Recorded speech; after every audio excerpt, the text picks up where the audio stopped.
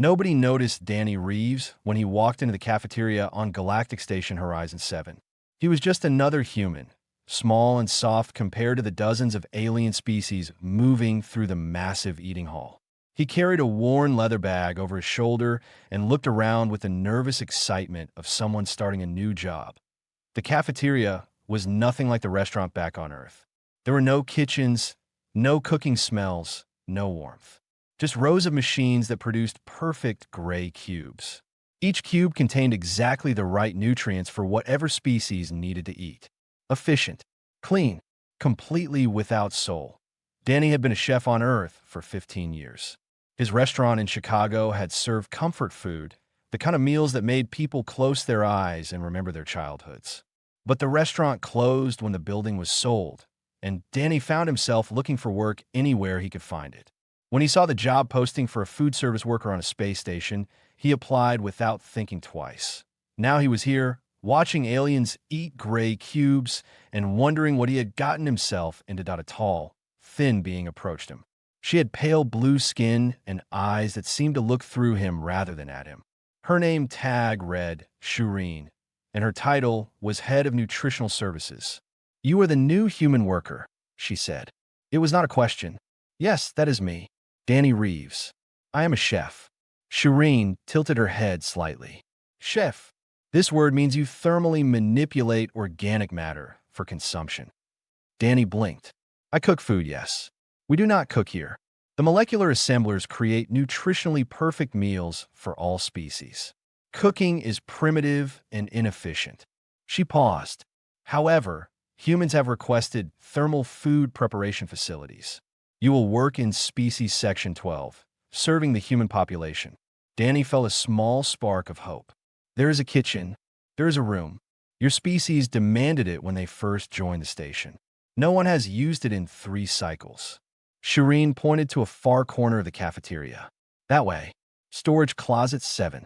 Danny walked across the cafeteria, passing tables filled with beings he had never seen before. 4-armed giants with rough gray skin. Small furry creatures that ate in groups of 20. Beings made of what looked like living crystal. All of them eating the same gray cubes. He found the door marked Storage 7 and pushed it open. The room was small and covered in dust. But Danny saw something that made his heart jump. There were burners, a refrigeration unit, pots and pans hanging on the wall, untouched for years. Someone had brought real cooking equipment up here long ago, hoping to keep a piece of Earth alive in space. Danny set down his bag and pulled out a smaller pouch. Inside were containers of spices that his grandmother had given him before she died. Paprika, cumin, garlic powder, black pepper. The smell of them, even through the sealed containers, made him feel less alone that he spent the next 3 hours cleaning. He scrubbed the counters, checked the equipment, and made a list of everything he would need. The refrigeration unit still worked. The burners lit up blue and strong. This place could be a kitchen again. Around midday, a face appeared at his door. It belonged to a small alien with soft purple fur and large eyes that reflected the light. Her species was called the Bravari, Danny would later learn. But what caught his attention was her name tag. It read Pillow. "Hello," she said. "I am Pillow. I picked this name from human culture files." "What are you doing?" "I am cleaning this kitchen. I'm going to cook food here." Pillow stepped inside, her nose twitching. "Cook. This means making food with heat and mixing things together." "Yes." "What?" Danny stopped scrubbing and looked at her. "Because food is not just about nutrients. Food is about taste, memory, comfort. When you eat something your grandmother made, you do not just feed your body, you feed your heart." Pillow was quiet for a moment. Then she said, "My people communicate through chemical signals. We can smell emotions. Right now, you smell like hope mixed with sadness. It is a very complicated smell." Danny smiled. "That sounds about right. I will help you clean," Pillow said. "I want to know more about this cooking thing." They worked together until the kitchen was ready. Danny looked around at the small space, now clean and waiting. Tomorrow, he would start cooking. He did not know if anyone would care. He did not know if anyone would even try his food, but he knew one thing for certain. This tiny kitchen in the corner of an alien cafeteria was going to change something. He could feel it in his bones, the same way his grandmother always knew when bread was ready to come out of the oven. Something was about to begin. The smell reached the ventilation system before Danny even finished cooking that he had spent 2 weeks preparing. Importing ingredient from Earth was expensive, but Danny had used most of his savings because he believed in what he was doing. Fresh beef, real vegetables, flour, and yeast for bread. The basics of comfort food that had fed humanity for thousands of years. Now, on a quiet afternoon when the cafeteria was half empty, Danny stood in his tiny kitchen and made his grandmother's beef stew. The meat went into the pot first, browning in real butter until the edges turned golden. Then came the onions, the carrots, the potatoes. The smell of cooking food began to spread. Danny added beef broth, herbs, and a touch of red wine. He covered the pot and let it simmer while he worked on the bread. Kneading dough was meditation for Danny. Push, fold, turn. Push, fold, turn. The rhythm calmed his mind and connected him to every baker who had ever lived. His grandmother taught him this when he was 7 years old, standing on a wooden stool to reach the counter. While the bread rose and the stew bubbled, something strange began to happen outside. Aliens were stopping, not to talk to each other or check their communication devices. They were stopping and lifting their heads, nostrils flaring or breathing tubes twitching or whatever they used to detect the air around them. The smell of cooking food was reaching parts of the station that had never experienced it before. Pillow appeared at the kitchen door, her purple fur standing up in excitement. Danny, something is happening. Beings are asking questions. They want to know what that smell is. Danny smiled and checked his bread. Tell them it is lunch. He loaded everything onto a tray, a large pot of stew and 2 loaves of bread still warm from the oven. Then he walked out into the cafeteria to find a table. He did not get far point 4 massive aliens blocked his path. They were Gorthani, each one standing over 2 meters tall with gray rough skin and 4 muscular arms.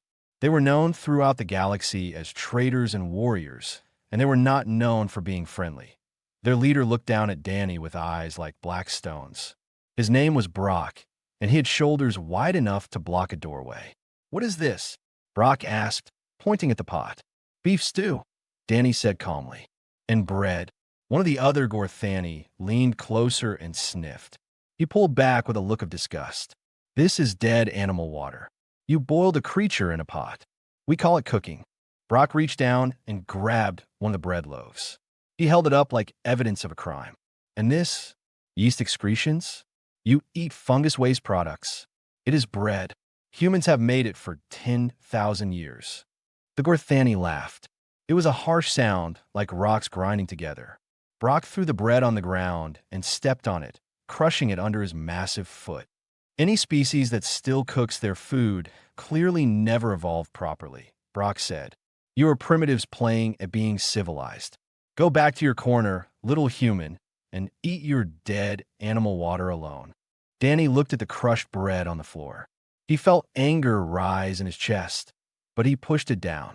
Getting into a fight with 4 Gorthani would not help anyone. Instead, he bent down and picked up the ruined bread. He brushed off what he could and placed it back on his tray.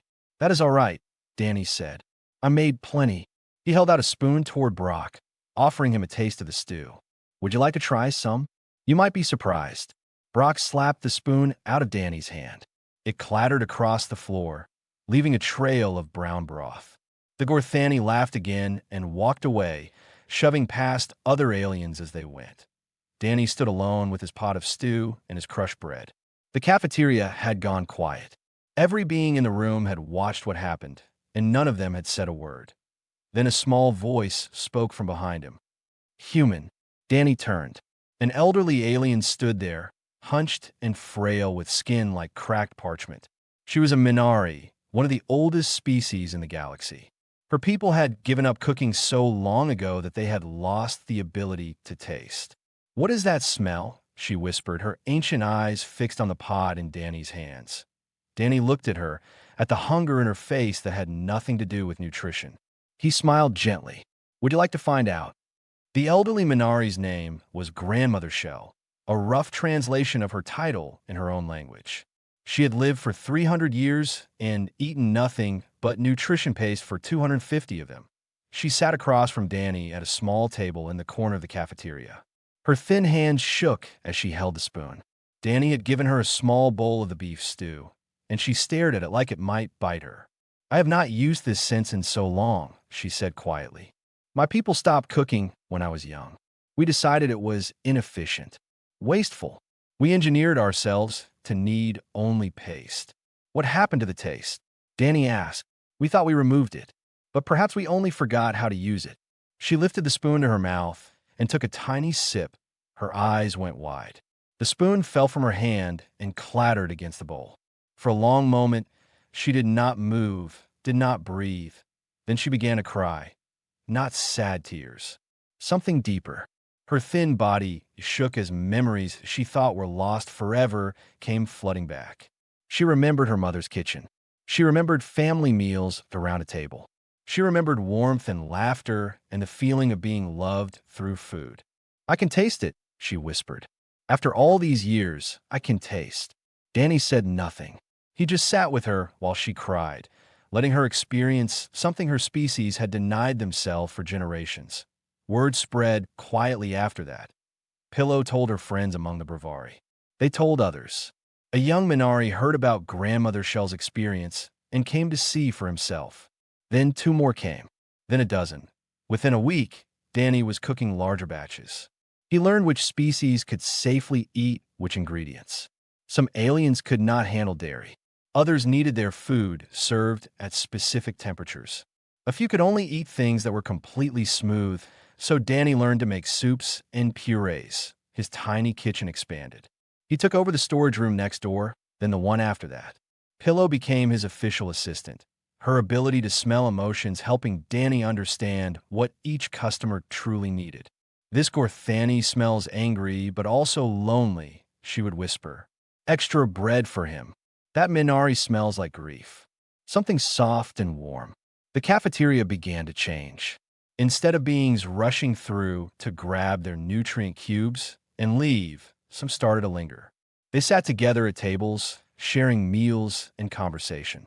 Species that had never spoken to each other found common ground over bowls of soup and plates of roasted vegetables. But not everyone was happy. Shireen watched all of this with growing concern. She spent her days analyzing efficiency reports and nutritional data, and what she saw disturbed her. The cafeteria's throughput was down by 15%. Beings were spending more time eating, which meant less time working. The clean, orderly system she had managed for decades was becoming something messy and unpredictable. She filed a complaint with station administration. "The humans' cooking methods pose potential health risks," she wrote. "Thermal food preparation introduces unknown variables.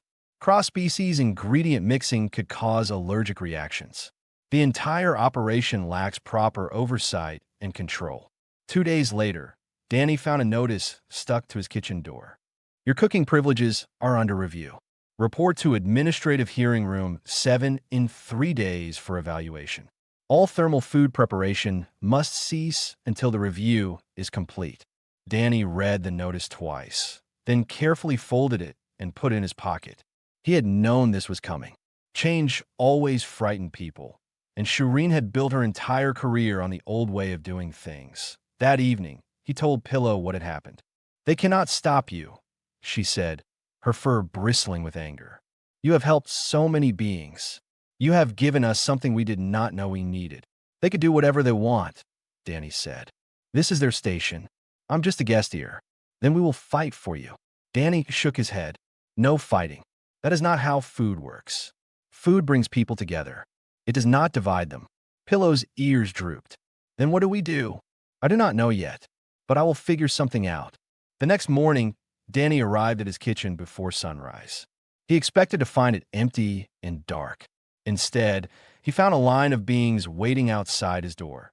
There were Minari and Brevari and species Danny had never even served before. There were even 2 young Gorthani standing awkwardly at the back, trying not to be noticed. "We heard about the review," Grandmother Shell said from the front of the line.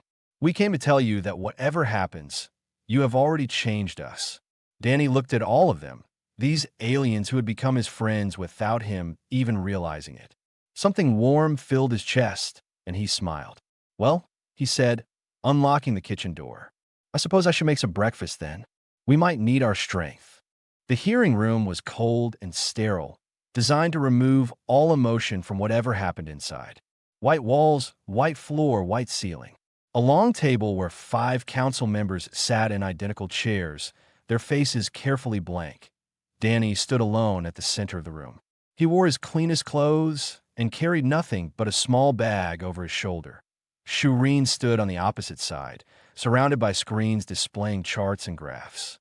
She had prepared extensively for this moment. Her data was perfect, her arguments logical, her position unshakable. The human's cooking operation presents multiple risks to station safety. She began, her voice calm and precise. Thermal food preparation destroys up to 40% of available nutrients. Cross-species ingredient mixing has no standardized safety protocols. The time being spent eating cooked food reduces overall productivity by an estimated 12%. She pressed a button, and a new chart appeared. Furthermore, the emotional responses reported by beings who consume cooked food suggest a potential addictive quality. We are dealing with a substance that alters mood and behavior without any regulatory oversight. The council members nodded along with her presentation. Everything she said made perfect sense. Danny watched their faces and saw that they were already convinced. When Shireen finished, the head council member turned to Danny. Human Reeves, do you wish to respond? Danny stepped forward. I do not have charts or data. I have a request instead. I would like to demonstrate what I do. One meal. The council can taste it and decide if it has value. Shireen made a sharp sound of protest. This is highly irregular. The review should be based on evidence, not emotional manipulation. Food is not manipulation, Danny said quietly. Food is communication. Let me show you what I mean. The council members looked at each other. After a moment, the head member nodded. Permission granted. You have 1 hour. Danny opened his bag and began to work. He had brought everything he needed. A portable burner, a small pot, ingredients sealed in containers. He had known from the beginning that words would not save him. Only food could do that. He made his grandmother's Sunday dinner. The meal she had prepared every week for 40 years. The one that brought the whole family together, no matter how busy or scattered they were.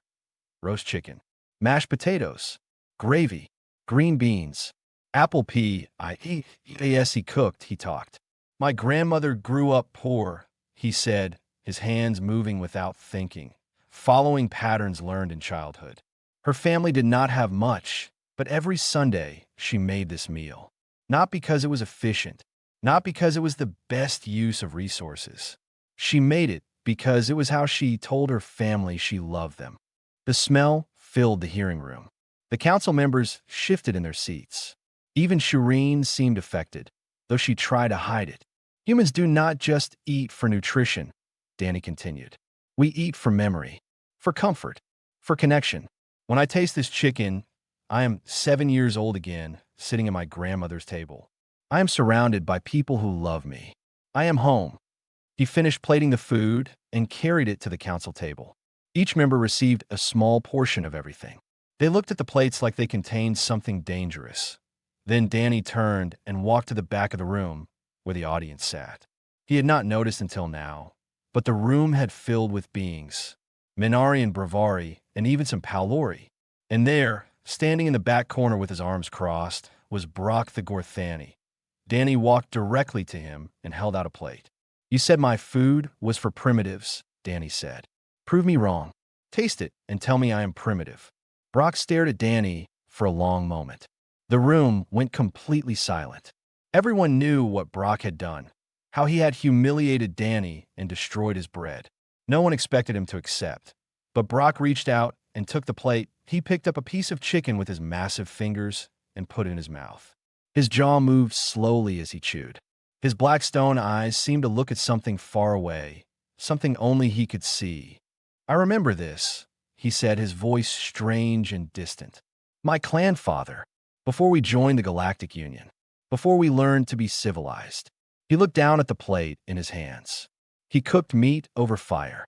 He said it was how our ancestors honored the animals they hunted. I had forgotten until now. Brock raised his head and looked at Shireen. His voice was no longer mocking. It was raw with something that might have been pain or might have been joy. This review is over. The human stays. The council members looked at each other. The head member cleared her throat. The council will deliberate and announce our decision tomorrow. But everyone in the room already knew the answer. 3 months had passed since the hearing, and Galactic Station Horizon 7 was no longer the same place. That Danny's small kitchen had grown into a full restaurant that took up an entire section of the cafeteria. But that was not the biggest change. The biggest change was that Danny was no longer the only one cooking. That IT started with the Gorthani. Brock returned to Danny's kitchen the day after the hearing, embarrassed and awkward. He stood in the doorway, too big to fit through without ducking, and asked if Danny could teach him how to grill meat. My people used to be hunters, Brock explained. We cooked our kills over open flames. It was sacred to us. But when we joined galactic civilization, we were told it was primitive. We stopped. We forgot. Danny gave him an apron and showed him how to control the heat. Within a week, Brock had opened his own grilling station. Other Gorthani joined him, rediscovering techniques their great-grandparents had used. The smell of roasting meat became a permanent feature of the cafeteria, and the Gorthani who gathered around the flames began telling old stories they had not shared in generations. The Bravari found their own path. Pillow discovered that fermented foods produced complex chemical signatures that her people could sense like music. She started experimenting with pickles, yogurt, and sourdough. Soon, Bravari were hosting feeling meals where they would gather to experience the emotional chemicals together. Even some Palori began to change.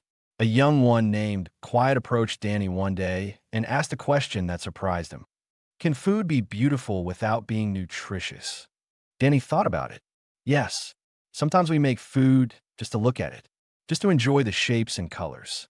Quiet's eyes lit up. She began creating geometric food sculptures, precise and elegant and utterly useless from a nutritional standpoint. Other Palori came to watch her work, fascinated by something they could not quite name.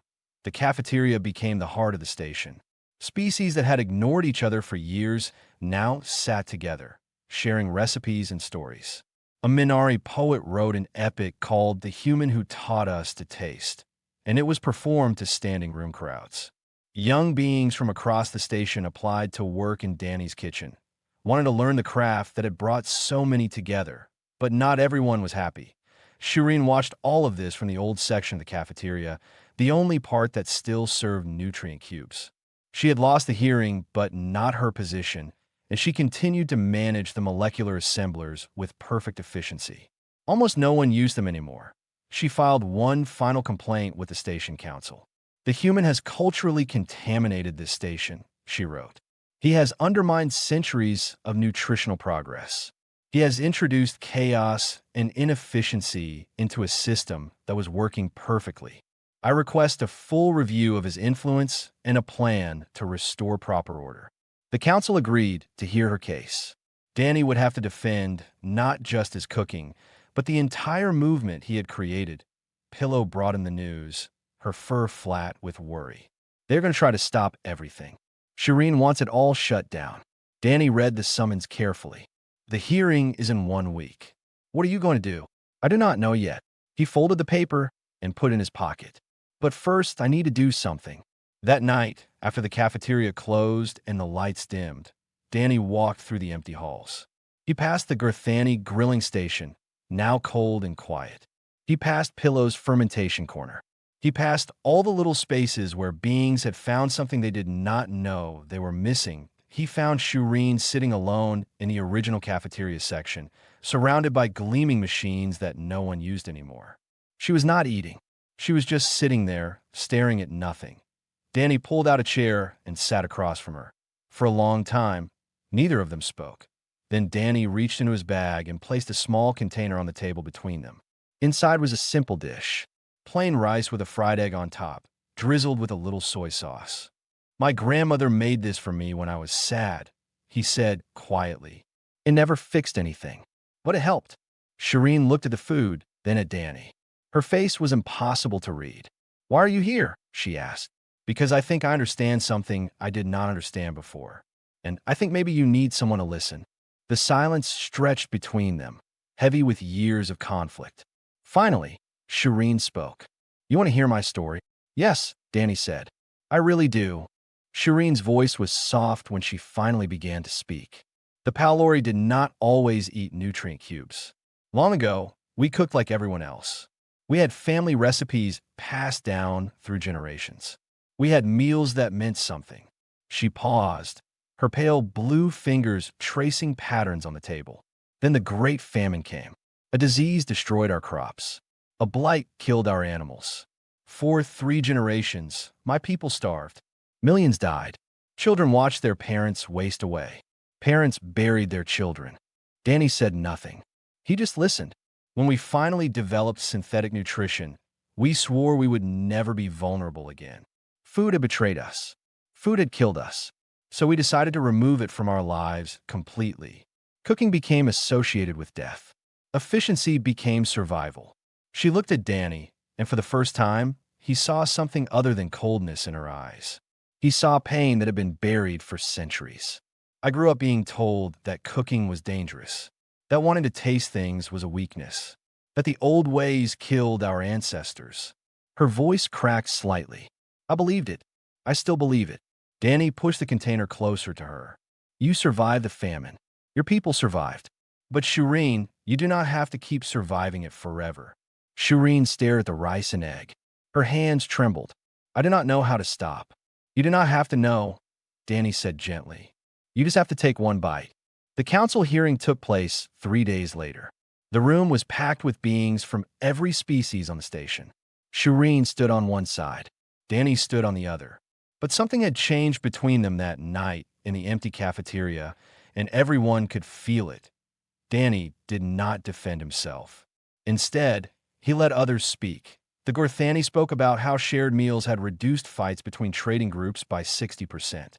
When you eat together, they explained, it is harder to see others as enemies. The Minari spoke about recovered cultural memories. The taste of cooked food had unlocked stories and traditions they thought were lost forever. Grandmother Shell herself stood before the council and recited a poem her mother had taught her, one she had not remembered until she tasted Danny's stew. Pillow spoke about the Bravari-feeling meals, how cooking had given her people a new way to connect with each other and with other species. The chemical signatures of shared food created bonds that words could not express. Even Brock spoke, the massive Gorthani who had once crushed Danny's bread under his foot. He told the council about his clan father's fire, about the traditions his people had abandoned.